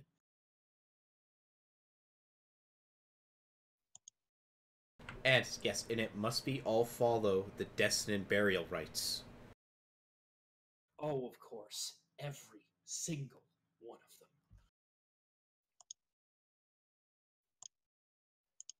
them. Yeah, because initially I was thinking, just be a dick, bury him with all the rites, but also piss on him and then bury him upside down.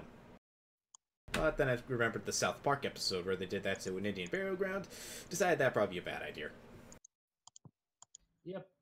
Then his soul shall... Vikram shall personally deliver his soul to the... No.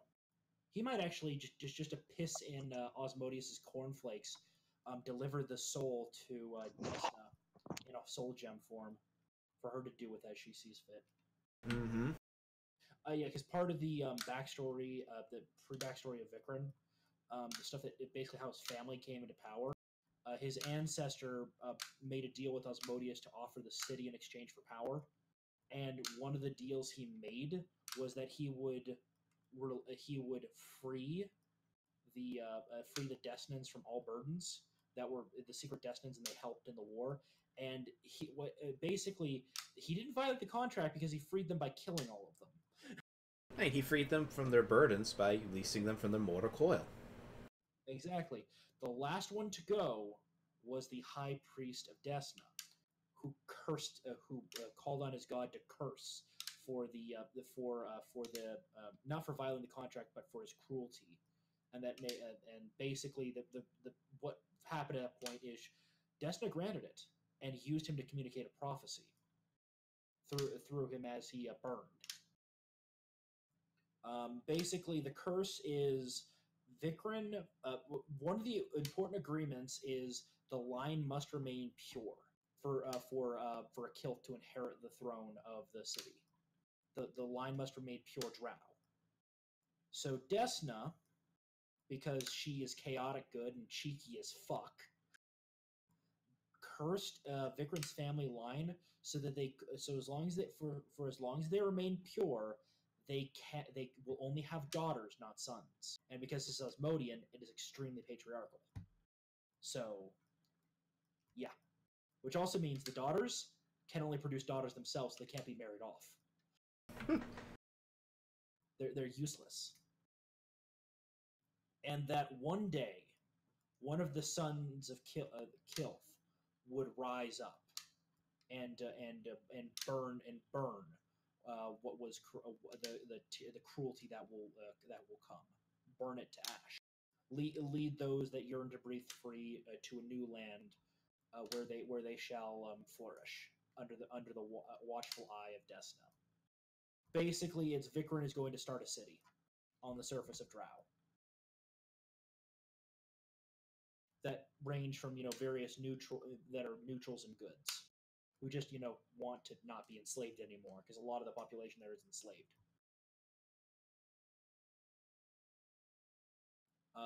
And as I said, the blind remain pure. Vikrin is that prophesized child. He was a true neutral when he started out. He didn't care. He just found books about the surface curious, so he read them in between his training. Ran off one day when it was during a slave revolt, where he was almost killed by one of the child servants. The child servant had no idea how to fight. Vikrin knew, and his instincts took over, and he killed the child brutally. He was older and had an actual weapon. This one only had a dagger. Vikrin had a gladius. You can see how that ended.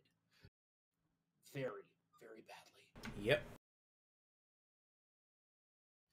So basically, Vikrin, but the thing is, over time, that prophecy was misconstrued and forgotten because they found a way around it.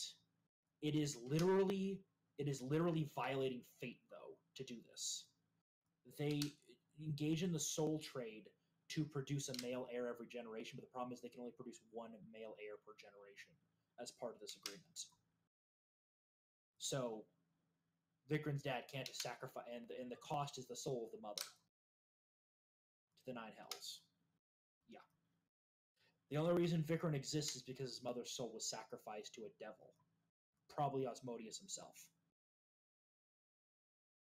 Another thing that the Vikrin's very curious about this part, the family is cursed, so they cannot wield divine or arcane magic. They are purely martial. So they can't become wizards, sorcerers, none of that. As I said, their line is but as long as their line remains pure. The second the line is no longer pure, i.e., they start mixing, that negative disappears. The curse goes away. So technically, Vikrin will be the last Kilth affected by that curse, because Alara is an elf, but also is an elf. Half elf, half drow. No, she is 3/4 elf and an 1/8 drow and an 1/8 human. I actually tracked it back. Her maternal great-grandfather is a half drow, half elf. He's still alive, actually. Kicking around the world somewhere. Well, more specifically, he's hiding in a forest. Far from civilization. And Alara's grandmother was an inquisitor from her order sent to look into the rumors, and, well, realized he's no threat. Spent time with him. One thing led to another, and well, she returned and just never mentioned who the father was. She only revealed the father of Alara's mother.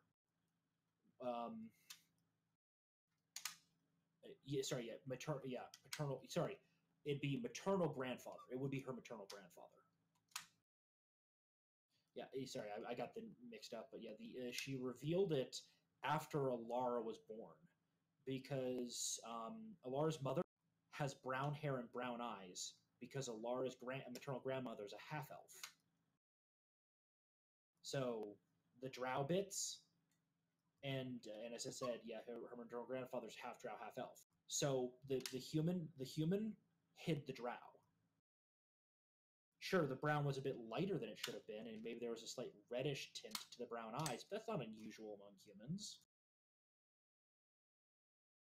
So that's how we got away with it until Alara was born, where she was born with the kind of dirty blonde hair that was a little bit too light in color. Her skin had a slight gray hue to it, and her eyes were violet purple, which is a clear sign of drow ancestry and elves. So yeah. That Right. hey, that actually reminds me.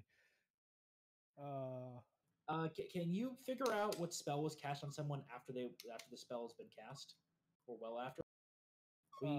With some other spells, yes. Yeah, we want to figure out what happened to the princess. She seems to have some memory loss over what happened. But both That's of them just have alter some memory. loss. Well, could you undo it? We'll find out what it is, then undo it. To answer that's a complicated answer, because if they did alter memory, I can change it back. If it's not alter memory, then if it's just deleting the memory, then it depends. They're very hazy over what has happened. Would you mind taking a look at them? It's Sure. I've been saying it's alter memory. They just could change it up because Sam and Orchid ran in the room at the time. So an improper alter memory. Yeah. Okay, yeah, that's easy. Could you find out why what they were trying to do with that, as well as undo it? Yeah. I can just cast alter memory myself, flip and reverse it, and then. But could you find out what they originally wanted to do with the alter memory? Yeah, I can. It'll take me a bit. Take as much time as you need. By a bit, I'm going to take my crew of people, and it will take me 2 days. That's how much a bit I mean it's going to take. I think we can swing that. We're kind of, safe in the Westwood Kingdom. We have her in a medical tent. Do we need to move her elsewhere?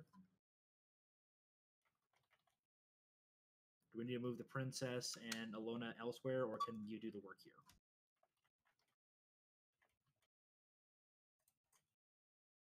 No, the princess can stay here.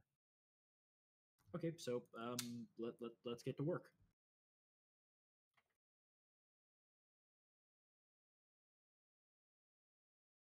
So do you have to do checks or anything, or is this one of the things you find out everything at the end of it?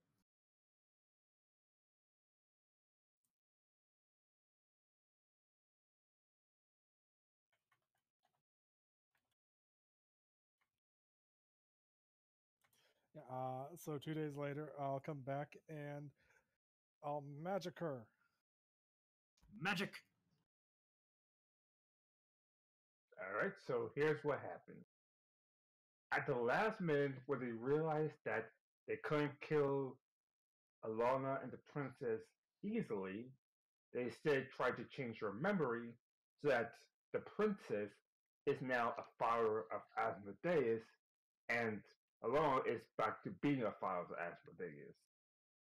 Well, that's just mean. That's some overlord shit. Remember who sent them.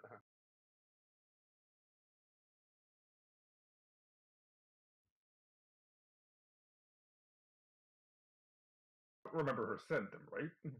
So it was to do what exactly? Could you repeat that? Convert them into Osmodian followers. That's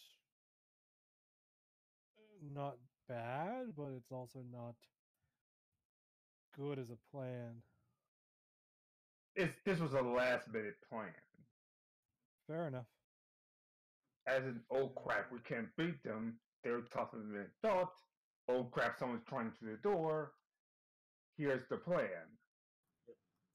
We'll make them Asmodean cultists. Pretty much.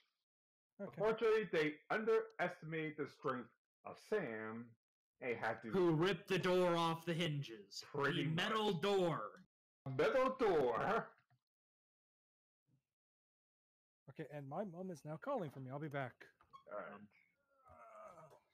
But yeah, that's what happened.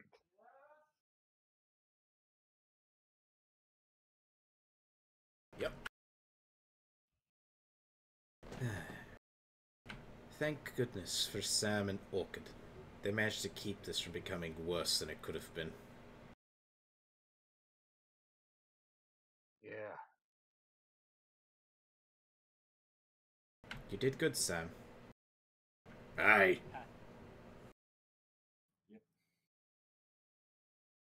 And that's why I married him.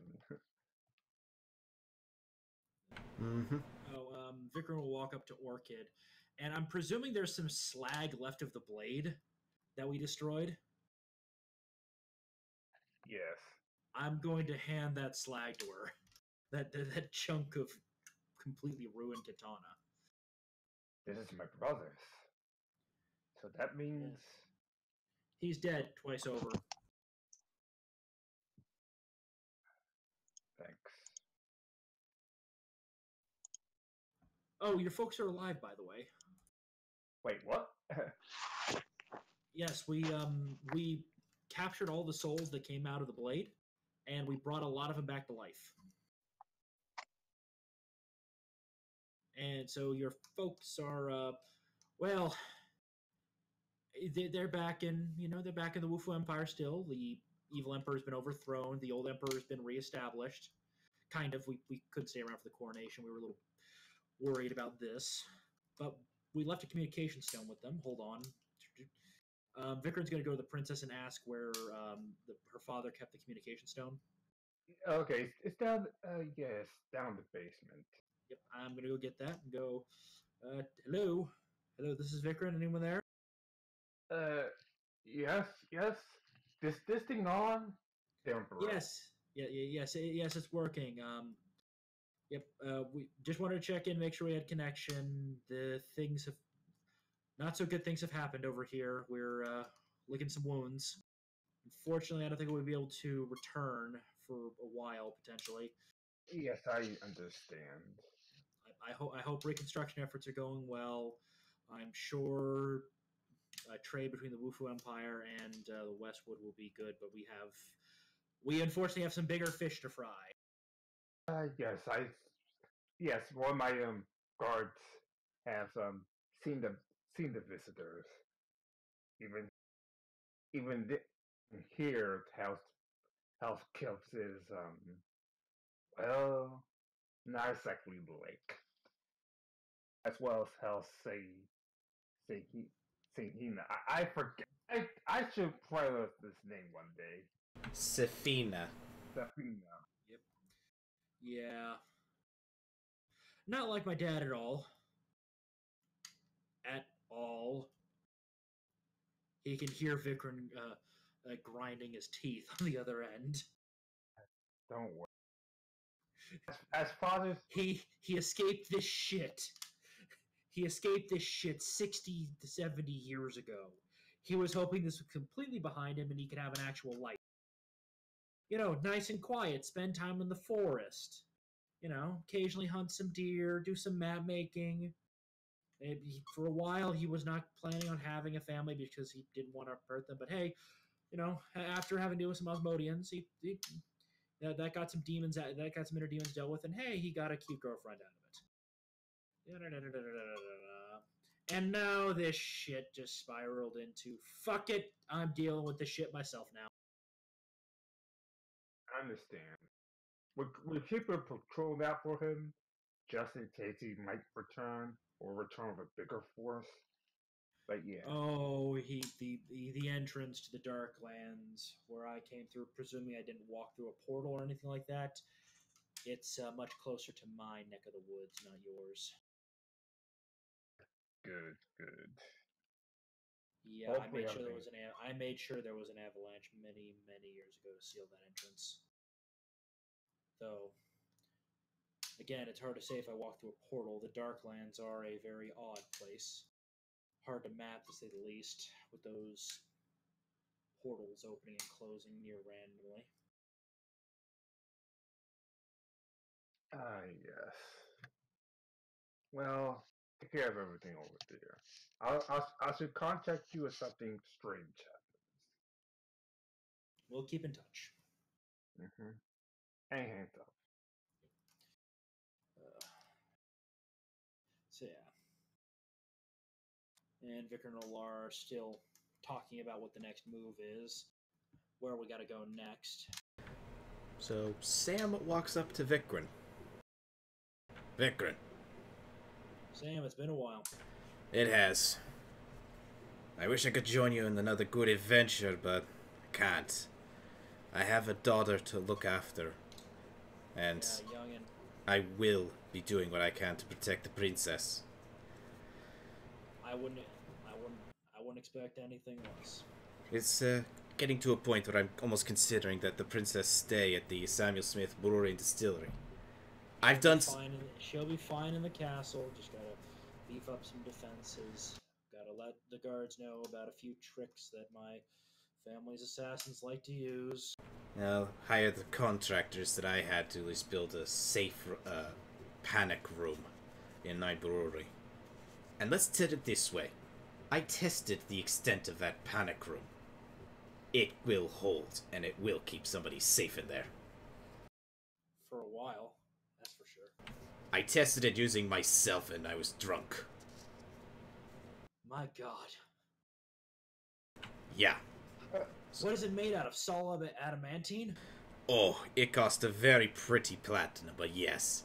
6 foot thick adamantine, magically enhanced to be incredibly durable. I'll get a call to the contractors and see if they can do something like that in the castle. I think an anti-magic field and a few other things will be more than enough. And now, if you'll excuse me, Sam. Aye. Sleep. Share a drink for old time's sake. Maybe later. Alara and Orchid are probably chatting. Alara and Orchid they probably didn't exactly have a lot of time to chat before Vicar and Alara and the gang had to leave for the Wufu Empire.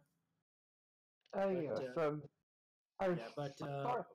we didn't chat before. Oh, it's fine. You're not the only one who's gone through some pretty significant changes in the past couple of years. Tell me about it. Alara pulls out that little picture she's been carrying of her and her adopted daughter. The adorable miniature Alara Paladin, effectively. Same hairstyle, similar training armor. When I was a kid, I used to admire my great brother. Until, well, he did what he did. Evil does crop in hard to men. Hopefully someone doesn't target her. Oh, she's shown early signs that she's going to follow the path, and she does have more than just me keeping an eye out for her. And Laura kind of points up to the sky. She has gotten the attention of my patron. I'm sure she will follow whatever path she follows. It will be a path of light, whether it is a paladin, fighter, or simply a forest village girl. The last time I checked, she still seemed very dead set on the paladin.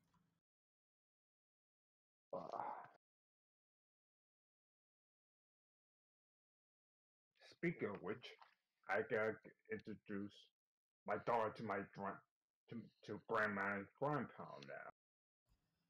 I'm sure they will probably want to come out here at some point. That's true. That's true. Like I said, I wish I could join you, but well, I have to keep my daughter, my husband alive somehow. Of course. But Let's see. thank you. No problem. And if Saloon is around, thank you as well I'll pass it along. For clearing up my family's name. was a team effort. That was. So yeah, let's see. As we, Vicar and Laura will eventually, probably within about a week, leave. I'm presuming the princess is going to not only is going to have to stay here this time. She has no choice. She actually knows no choice now. Yeah. In about a couple of months, she's going to be calling in as the sole queen. Yeah. For the moment, she's what? I think it's Princess Regent. It would be the official title. Yeah. So yeah, and she's probably sad that she's. Well, I don't know if she's sad or if she's accepting it. We never really decided if she wanted to continue to run or if she was accepting this path. It just happened a little bit sooner than planned. Yeah, she has no choice but to continue to accept this path. Yep. She's a little sad, but she knows that her father eventually is going to die, and she has to come back and take over the kingdom. There's probably a terrified. Well, did he stay back in Vikran's hometown, or did he go with them when Vikran was called back? The baker's apprentice.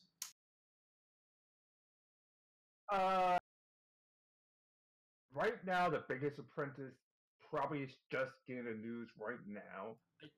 It is a couple-month journey from one of the teleport orbs. Oh. One of the orbs that along the princess left behind. Oh, she had a teleport orb she left behind? Wait. No, I mean the communication orb.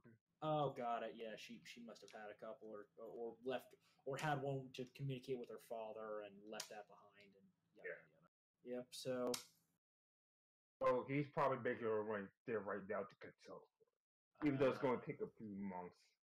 Well, yeah, and he's not waiting for Vikran to escort him there because Vikran and Alara have another journey they've got to make after this. They got to get back to Alara's hometown. They're going to need help. They're going to need more help. They're going to need this order of paladins. It's time to bring them. It's this order. Go all Jesus on them. Kick them out of the church. There shall be no markets in my church. More like a path of redemption for this order. This order is falling apart at the seams. Very few paladins left. They've lost their purpose.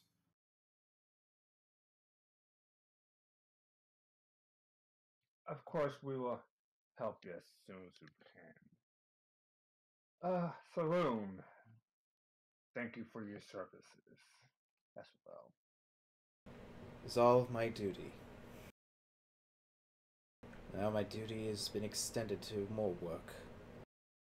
I'm sorry, Saloon. The life of an Inquisitor is never an easy one. I've accepted that. I'll make sure once everything's sold, I shall pay you extra if necessary.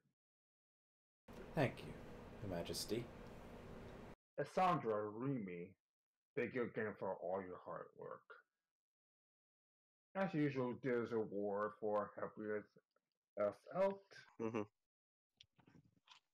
Unfortunately, right now, I can't get it. So I'm still mourning. It would take me a while before I could, well, accept that my father's gone, and then do all the paperwork and all that stuff. Yeah. But you will be rewarded. Don't worry.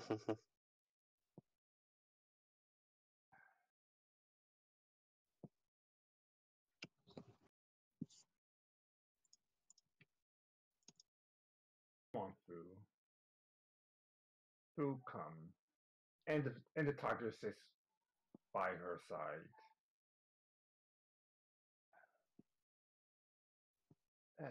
Thank you, Victorine. If it wasn't for your help, we all would be dead.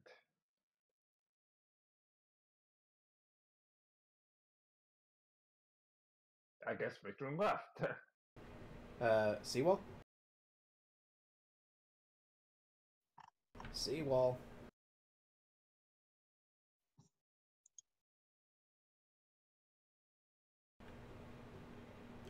Vikrin offers his thanks and will continue to do his work.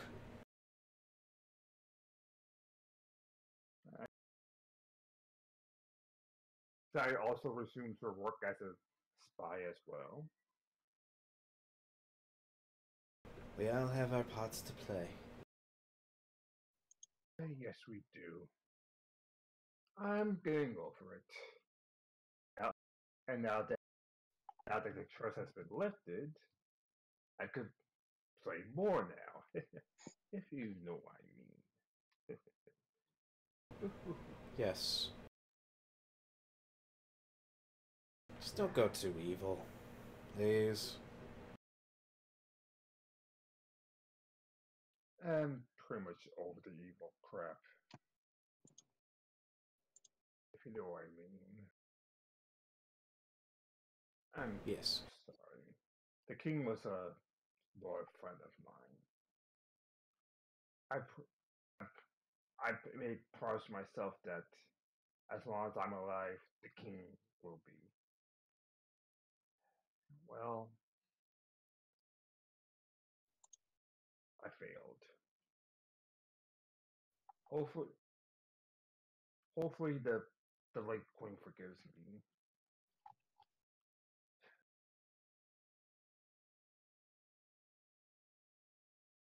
We shall see.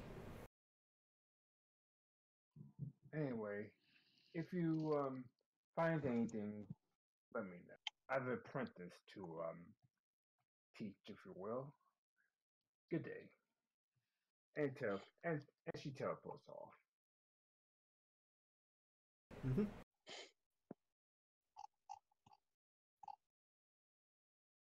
Well, I guess that sounds like anyone's want to do anything. I can't think of anything to do right now at the moment. Can anyone else think of anything that we need to do?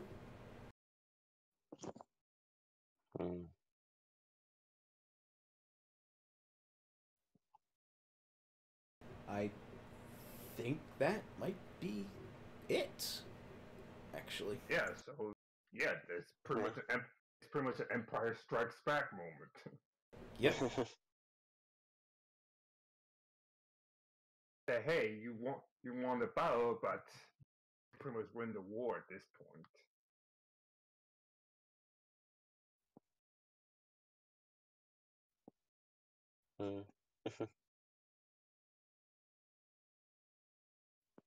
Of course, I still gotta get Remy and Sandra's backstory. Remy's backstory. Get tied all together.